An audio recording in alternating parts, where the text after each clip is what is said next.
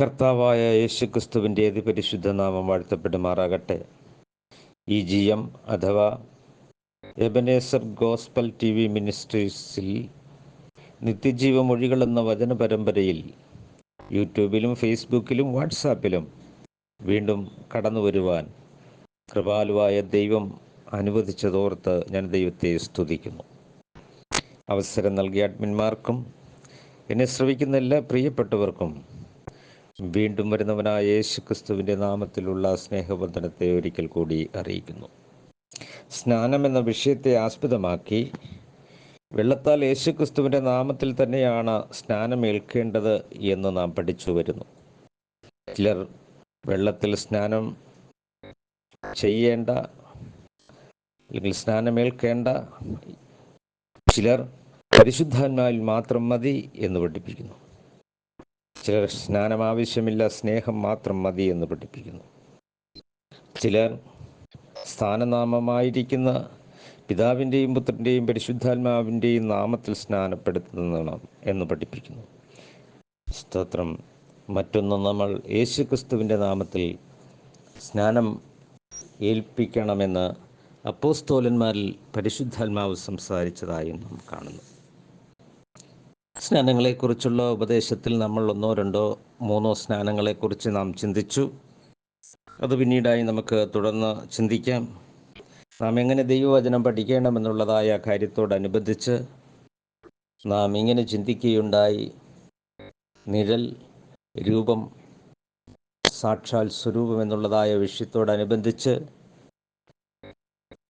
നിഴലും രൂപവും പൂർണ്ണമായ സ്തോത്രം വെളിപ്പാടുകൾ അല്ല,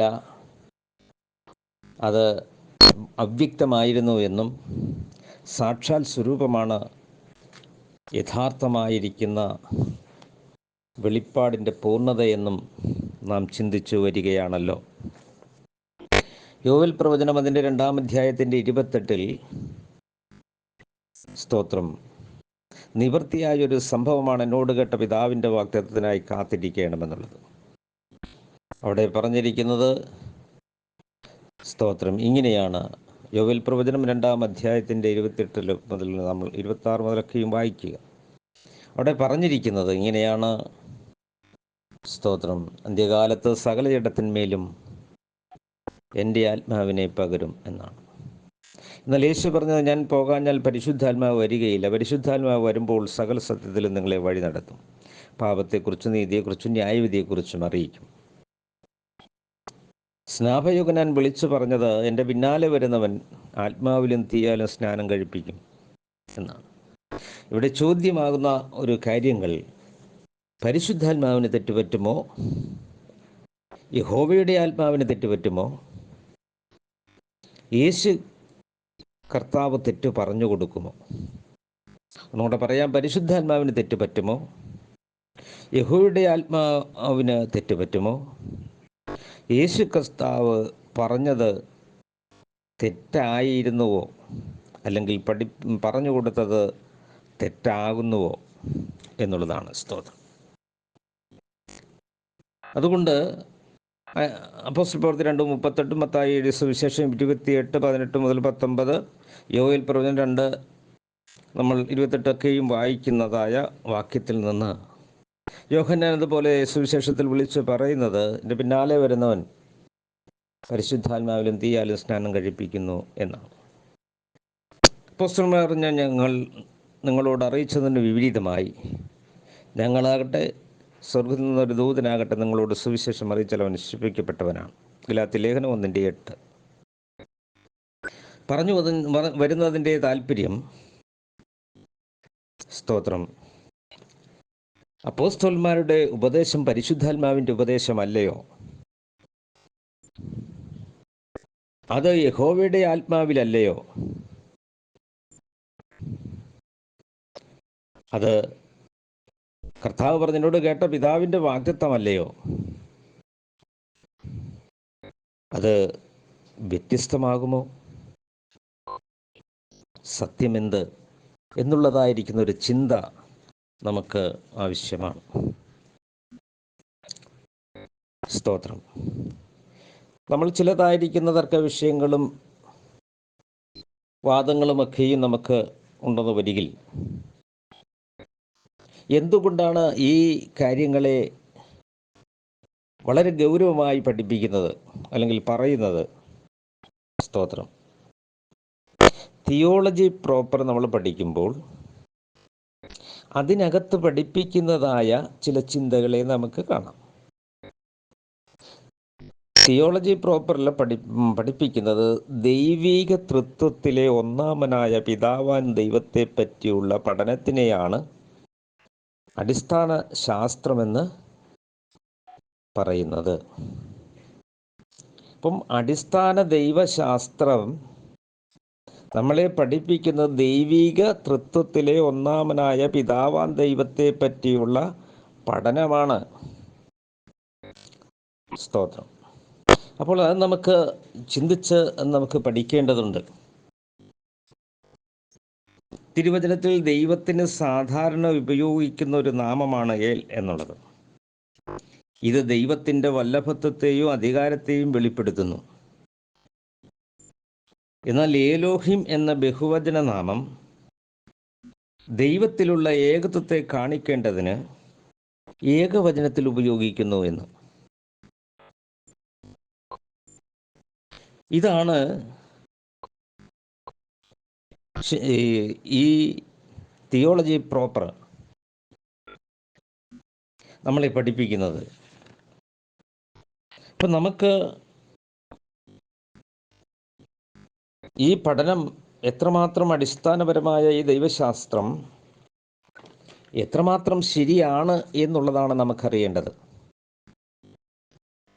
ഈ ജ്ഞാനികൾക്കും വിവേകികൾക്കൊക്കെയും മറച്ചു വെച്ച് ദൈവം വെളിപ്പെടുത്തിയതായിരിക്കുന്ന വെളിപ്പാട് ഇവിടെ ഏറെ ജ്ഞാനികളൊന്നുമില്ല. ധാരാളം പഠിച്ചതുകൊണ്ട് സത്യം അറിയണമെന്നൊന്നുമില്ല. എക്സാമ്പിളാണ് കത്തോലിക്ക സഭയൊക്കെ നമുക്ക് കാണുന്നത്. അപ്പോൾ ഇവിടെ പറഞ്ഞിരിക്കുന്നത് ദൈവീക തൃത്വത്തിലെ ഒന്നാമനായ പിതാവാം ദൈവത്തെ പറ്റിയുള്ള പഠനമാണ് അടിസ്ഥാന ശാസ്ത്രമെന്ന്. നമുക്കൊന്ന് ശരിയായി പരിശോധിക്കേണ്ടതില്ലേ? രണ്ടാമതായി ക്രിസ്തുശാസ്ത്രം, ക്രൈസ്റ്റോളജി അല്ലെ ക്രിസ്റ്റോളജി ഇങ്ങനെയാണ് പറയുന്നത്: ദൈവിക തൃത്വത്തിലെ രണ്ടാമനായ ക്രിസ്തുവെന്ന ദൈവമർമ്മത്തെ പറ്റി നാനാമുഖമായി പഠിപ്പിക്കുന്ന പഠനമാണ് ക്രിസ്റ്റോളജി. അപ്പം നമുക്ക് ഇതിലെന്തെങ്കിലും പ്രശ്നമുണ്ടോ? ഇതിലെ പ്രശ്നം എന്താണ്? യേശു പിതാവല്ല, പിതാവ് യേശുവല്ല, പരിശുദ്ധാത്മാവ് യേശുവല്ല, പിതാവല്ല എന്നൊക്കെയാണ് അത് പഠിപ്പിക്കുന്നത്. ഇനി ന്യൂമാറ്റോളജി നമുക്ക് പഠിക്കും, പരിശുദ്ധാത്മാശാസ്ത്രം നമ്മൾ പഠിക്കുമ്പോഴെന്താണ്? തൃത്വത്തിലെ മൂന്നാമത്തെ വ്യക്തിയായ പരിശുദ്ധാത്മാവിനെ കുറിച്ചുള്ള പഠനമാണ് പരിശുദ്ധാത്മാവ് ശാസ്ത്രം. അപ്പോൾ ന്യൂമാറ്റോളജിയിൽ പഠിപ്പിക്കുന്നത് അല്ലെ പരിശുദ്ധാത്മാവ് ശാസ്ത്രം എന്ന് പഠിപ്പിക്കുന്നത് തൃത്വത്തിലെ മൂന്നാമത്തെ വ്യക്തിയായ പരിശുദ്ധാത്മാവിനെ കുറിച്ചുള്ള പഠനമാണ് പരിശുദ്ധാത്മാവ് ശാസ്ത്രം. ദൈവം വ്യക്തിയാണോ എന്നുള്ളത് നമുക്കൊന്ന് പഠിക്കേണ്ടതുണ്ട്. അപ്പോൾ പഴയ നിയമത്തിൽ റൂഹ് എന്ന പദം എബ്രായ പദമാണ് കൊടുത്തിരിക്കുന്നത്. പുതിയ നിയമത്തിൽ ന്യൂമ എന്ന ഗ്രീക്ക് പദവുമാണ് കൊടുത്തിരിക്കുന്നത്. അതുകൊണ്ട് പരിശുദ്ധാത്മാവ് ശാസ്ത്രത്തിന് ന്യൂമറ്റോളജി എന്ന പ്രയോഗമുണ്ടായി. വേദപുസ്തകത്തിൽ ആദ്യം മുതൽ അവസാനം വരെ പ്രതിപാദിക്കുന്നൊരു വിഷയവുമാണ് പരിശുദ്ധാത്മാവ്. മാത്രമല്ല യേശു ക്രിസ്തു അവൻ ലോകത്തിലുണ്ടായിരുന്നു, ലോകമോ അറിഞ്ഞില്ല. ലോകത്തിന് മുൻപേ അവനുണ്ടായിരുന്നു. അവൻ മുഖാന്തരമല്ലേ സകലതും സൃഷ്ടിച്ചത്. അവനെ കൂടാതെ ഒന്നും ഉളവായില്ല. അപ്പോൾ ഈ പരിശുദ്ധാത്മാവിനെക്കുറിച്ചും ക്രിസ്തുവിനെക്കുറിച്ചും പിതാവിനെക്കുറിച്ചും ഈ വ്യക്തികളെ കുറിച്ചുള്ള പഠിക്കുന്ന ശാസ്ത്രമാണോ ദൈവവചനം? ഇതാണ് നമുക്ക് പഠിക്കേണ്ടത്. സ്തോത്രം. അപ്പോൾ ആളത്വം എന്ന് പറഞ്ഞാൽ വ്യക്തിത്വം എന്നാണ് അർത്ഥം. ആയതിനാൽ പിതാവ് ഒരു വ്യക്തിയാണ്, പുത്രൻ ഒരു വ്യക്തിയാണ്, പരിശുദ്ധാത്മാവ് ഒരു വ്യക്തിയാണെന്ന് പഠിപ്പിക്കുന്നു. ഇത് എത്രമാത്രം ദൈവിക വചനവുമായി താരതമ്യപ്പെടുത്തുമ്പോൾ ശരിയാണെന്ന് നാം അറിയേണ്ടതുണ്ട്.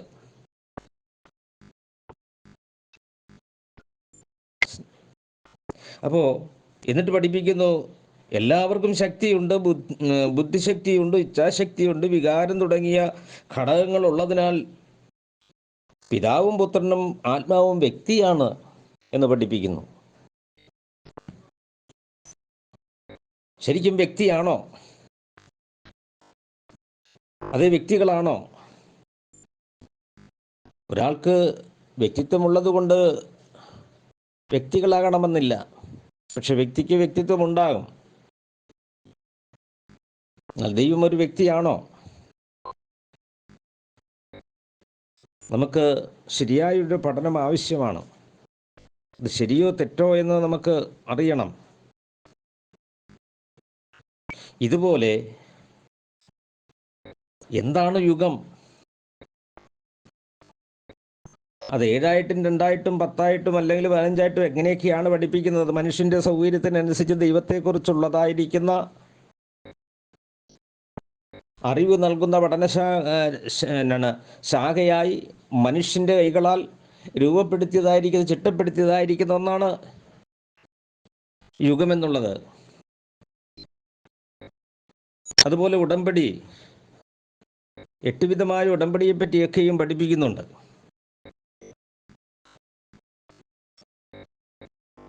നമുക്ക് ഈ വിഷയങ്ങൾ നന്നായിട്ട് ജനങ്ങൾ മനസ്സിലാക്കേണ്ടതുണ്ട്. ഒരു കള്ളനോട്ട് ഒറിജിനൽ നോട്ടിന്റെ പകർപ്പാണെന്നാൽ ചില കാര്യങ്ങൾ കൃത്യമായി അതിൽ നിന്ന് മാറ്റപ്പെട്ടിരിക്കുന്നു. ഇതുപോലെ ദൈവവചനത്തിൽ കൂട്ടുചേർക്കുകയോ കുറയ്ക്കുകയോ ചെയ്തുകൊണ്ട് അത് താനല്ലയോ ഇത് എന്ന് നമ്മളെ ചിന്തിപ്പിക്കുന്ന വിധത്തിൽ മനുഷ്യനെ കൺഫ്യൂഷനിലാക്കി സത്യത്തെ അവരിൽ നിന്ന് മറച്ച് അസത്യത്തെ വിശ്വസിപ്പിക്കുന്നതായ ഒരു ശാഖയായി ഈ പഠനരീതി മാറരുത് എന്നുള്ളതാണ് പറയുവാനുള്ളത്. ദൈവവചനത്തിൽ ത്രിയേകനെന്നോ തൃത്വമെന്നോ എന്ന് പദമില്ലാതിരിക്കുമ്പോൾ എങ്ങനെയാണ് തൃത്വം വന്നത്? ഈ പദങ്ങൾ, ത്രിയേകമെന്നുള്ളതായിരിക്കുന്ന പദം എങ്ങനെയാണ് ഉണ്ടായത്? ഈ വിശ്വാസങ്ങളെ എവിടെയെങ്കിലും ലോകത്തിൻ്റെ മറ്റു കോണുകളിൽ ഉണ്ടായിട്ടുണ്ടോ?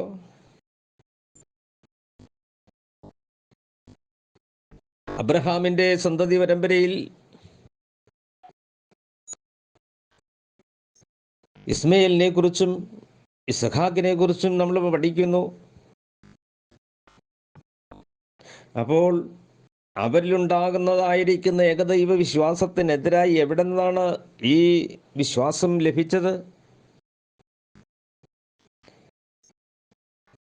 ഈ തൃത്വം എന്നുള്ളതായിരിക്കുന്ന വെളിപ്പാട് വേറെ ഏതെങ്കിലും മതങ്ങളിലുണ്ടോ? ഇതെല്ലാം നാം അറിയേണ്ടതുണ്ട്.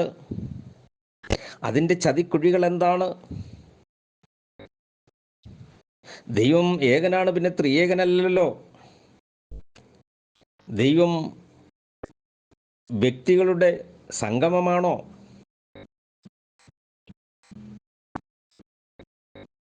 ദൈവം ഒരു വ്യക്തിയാണോ?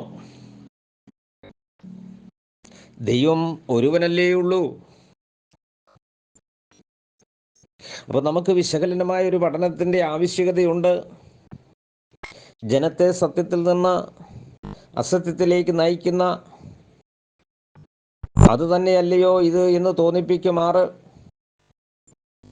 മനുഷ്യൻ്റെ നിർമ്മിതികളാൽ ഉണ്ടാക്കപ്പെട്ടതായിരിക്കുന്ന ദൈവീക പഠന സങ്കല്പ ശാഖയായിരിക്കരുത് തിയോളജി.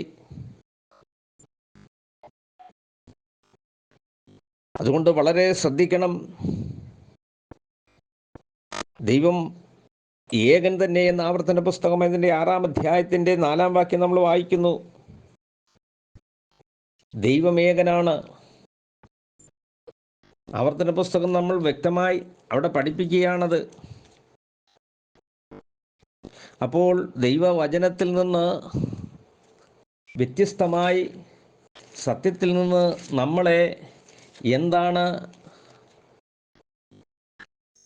നമ്മളെ കൂട്ടിക്കളയുന്നത്? അപ്പോൾ ദൈവത്തിൻ്റെ വചനത്തിൻ്റെ സത്യങ്ങളിൽ നിന്ന് ജനത്തെ ഒരിക്കലും മാറ്റിക്കളയരുത്. ആവർത്തന പുസ്തകം അതിൻ്റെ 6-ാം അധ്യായത്തിൻ്റെ 4 വായിക്കുമ്പോൾ ഇസ്രായേലേ കേൾക്ക എന്നാണ്. യഹോവ നമ്മുടെ ദൈവമാകുന്നു. യഹോവ ഏകൻ തന്നെ. നിന്റെ ദൈവമായ യഹോവയെ നീ പൂർണ്ണ ഹൃദയത്തോടും പൂർണ്ണ മനസ്സോടും പൂർണ്ണ ശക്തിയോടും കൂടെ സ്നേഹിക്കണം. കർത്താവായ യേശുക്രിസ്തു മർക്കോസ് സുവിശേഷത്തിലേക്ക് അത് അവിടെ ഊന്നിപ്പറയുകയുണ്ടായത് ഇങ്ങനെയാണ്. മർക്കോസ് സുവിശേഷം അതിൻ്റെ 12-ാം അധ്യായം നമുക്ക് 29-ഉം 30-ഉം വായിക്കുമ്പോൾ യേശു അവരോട് പറഞ്ഞത് എന്താണെന്ന് നമുക്ക് അവിടെ കാണുവാൻ കഴിയും. എല്ലാറ്റിനും യേശു പറഞ്ഞത് ഇങ്ങനെയാണ്. എല്ലാറ്റിനും മുഖ്യ കൽപ്പനയോ, അത് മുഖ്യമായ കൽപ്പനയാണ്, അത് നിസ്സാരമാക്കി കളയരുത് എന്നാണ് പറഞ്ഞിരിക്കുന്നത്.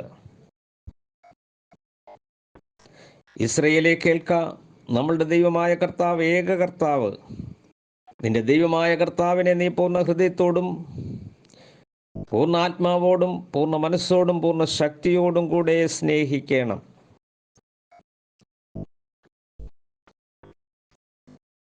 അപ്പോൾ നമുക്ക് അതിനെ വിശകലനം ചെയ്ത് പഠിക്കുന്നതാണ്. ഞാൻ ആ ഭാഗം പെട്ടെന്ന് വിടട്ടെ.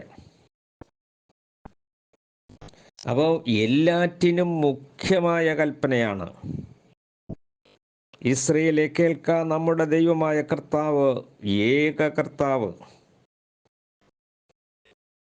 യാക്കോബ് എഴുതിയ ലേഖനം 2-ാം അധ്യായത്തിൻ്റെ 19 വായിക്കുമ്പോൾ ദൈവം ഏകനെന്ന് നീ വിശ്വസിക്കുന്നുവോ? കൊള്ളാം, ഷാജുക്കളും അങ്ങനെ തന്നെ വിശ്വസിക്കുന്നു എന്നാണ്.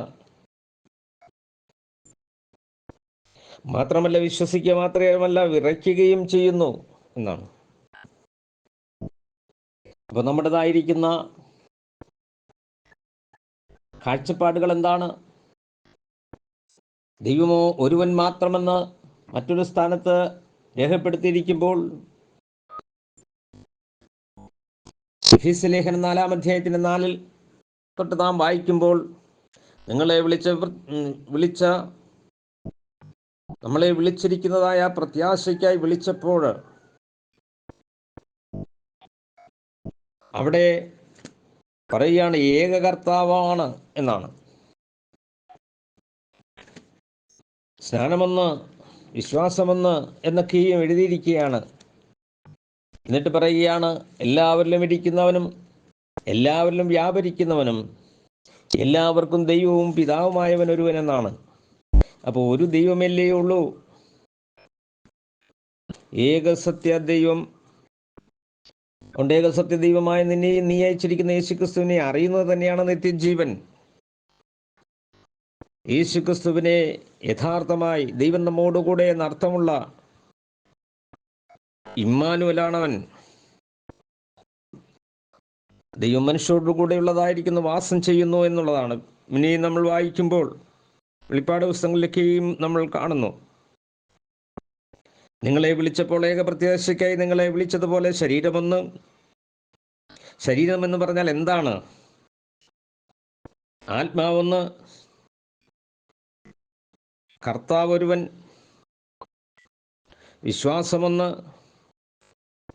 സ്നാനമൊന്ന്, എല്ലാവർക്കും മീതെയുള്ളവനും എല്ലാവരിലും കൂടി വ്യാപരിക്കുന്നവനും എല്ലാവരിലും ഇരിക്കുന്നവനുമായി എല്ലാവർക്കും ദൈവവും പിതാവുമായവൻ ഒരുവൻ.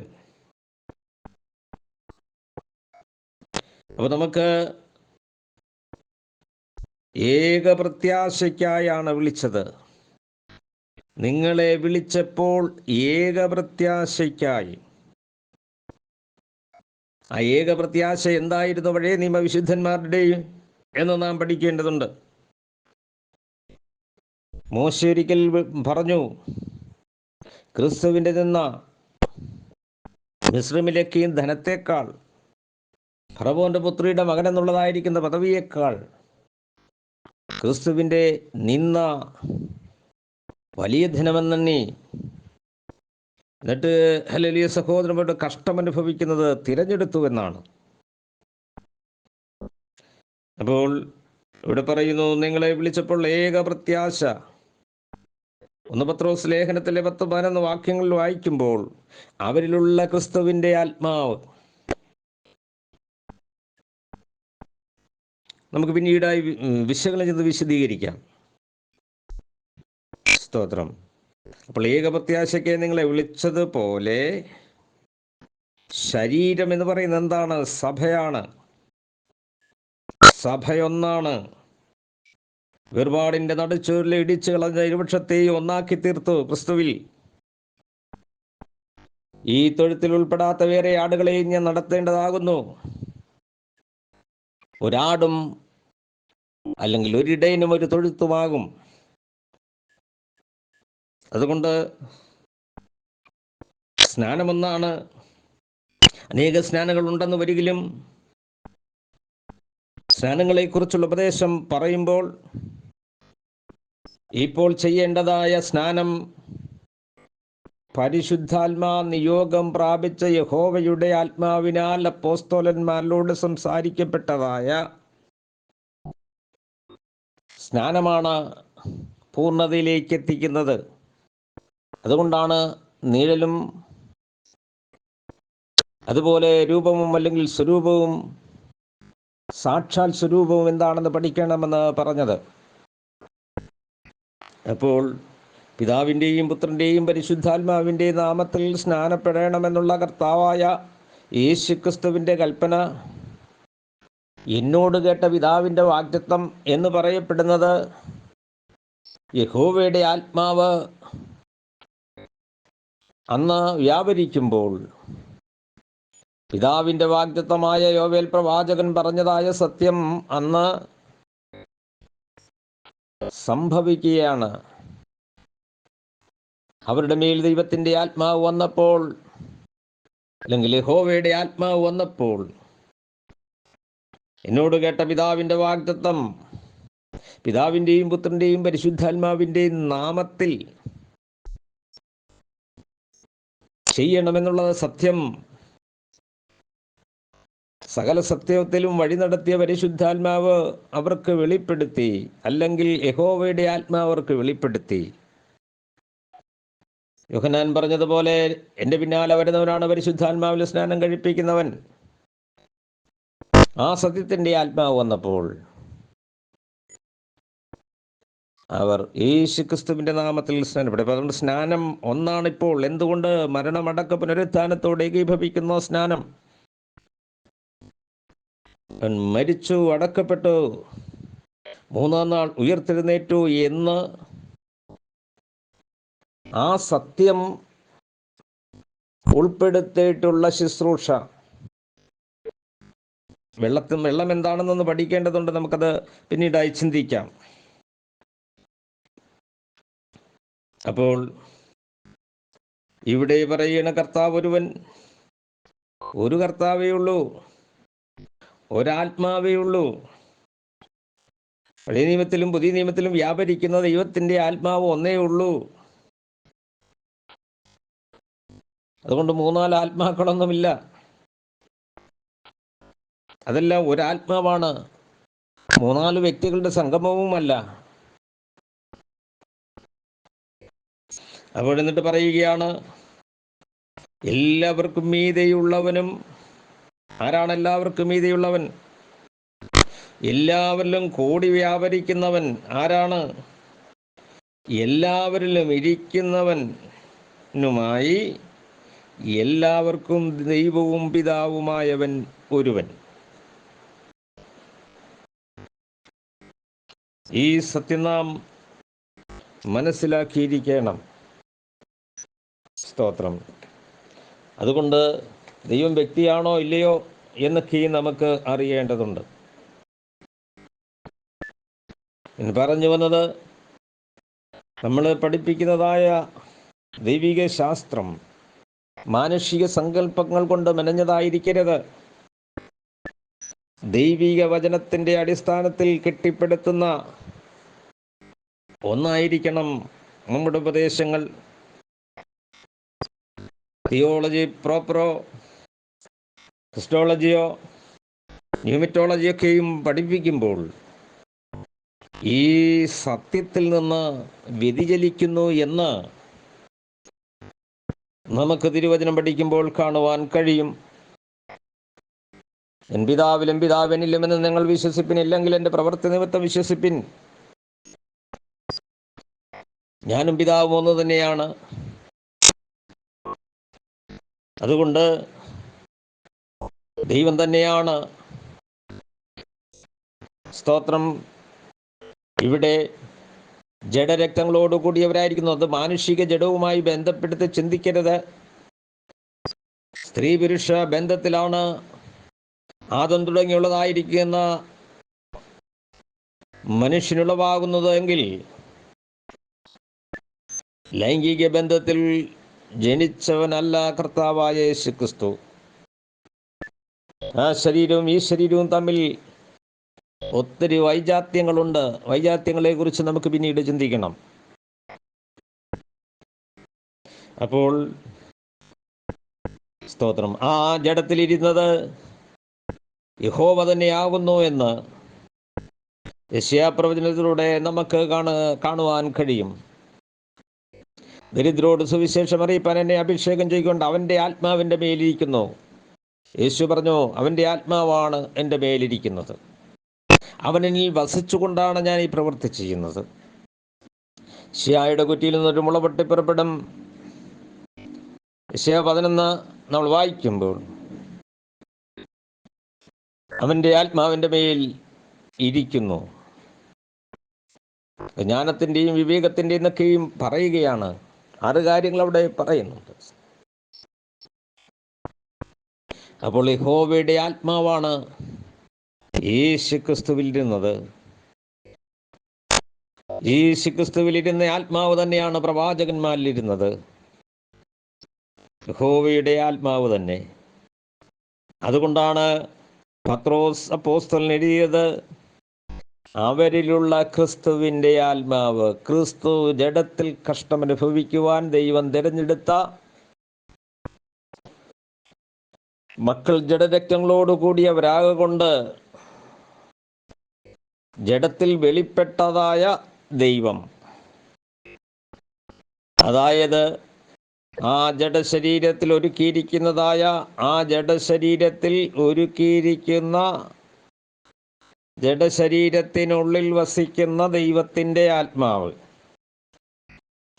ആ ആത്മാവ് തന്നെയാണ്, അല്ലെങ്കിൽ ആ യഹോവയുടെ ആത്മാവ് തന്നെയാണ് അപ്പോസ്തോലന്മാരിലും ഇരുന്നത് പോലെ തന്നെ. കാരണം എന്താണ്? എന്നോട് കേട്ട പിതാവിൻ്റെ വാഗ്ദത്തം യോവേൽ പ്രവാചകൻ പറഞ്ഞു, എൻ്റെ ആത്മാവ് എന്ന്. അന്ത്യകാലത്ത് സകല ജഡത്തിന്മേലും എൻ്റെ ആത്മാവാണ് പകരുന്നത്. ആ ആത്മാവാണ് യേശുക്രിസ്തുവിൽ ഇരുന്നത്. ആ ആത്മാവാണ് പ്രവാചകന്മാരിൽ ഇരുന്നത്. അതുകൊണ്ടാണ് യഹോവ കൽപ്പിക്കുന്നു എന്ന് പ്രവാചകന്മാർ പറഞ്ഞത്. അതുകൊണ്ട് ആത്മാവ് ഒന്നാണ് പ്രിയരെ. ഈ സത്യത്തിന് വിപരീതമായി ഉടലെടുക്കുന്ന ഏതുപദേശവും ദൈവികമല്ല എന്നുള്ള കാര്യം നാം മനസ്സിലാക്കിയിരിക്കണം. നമ്മളതുകൊണ്ട് തിയോളജി പ്രോപ്പർ നമുക്ക് വിശകലനമായി നമുക്ക് ചിന്തിക്കണം. അത് ക്രിസ്റ്റോളജി നമുക്ക് ചിന്തിക്കണം ശരിയായി. ന്യൂമാറ്റോളജി എന്താണ് ശരിയായി നമുക്കൊന്ന് പഠിക്കണം, വിശകലനം ചെയ്യണം.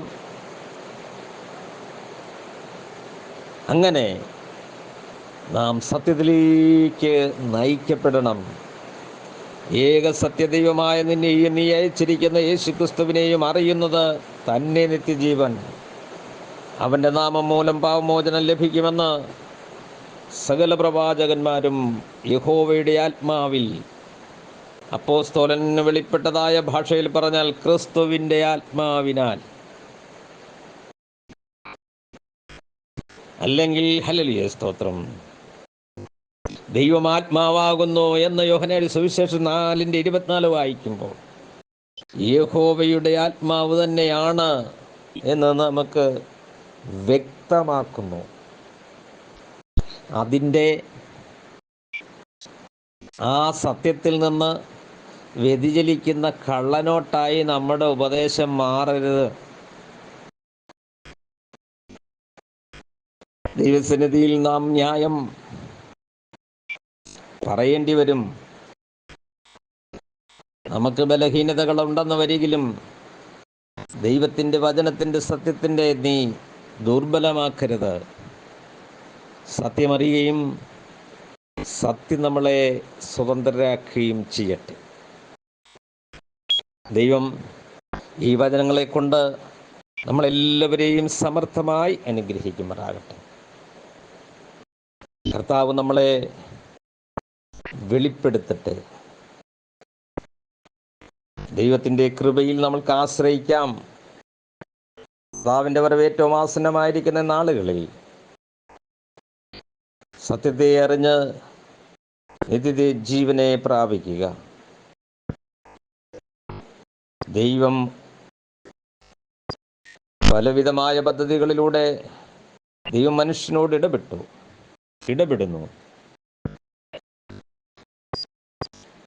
8 ഉടമ്പടികളെക്കുറിച്ചും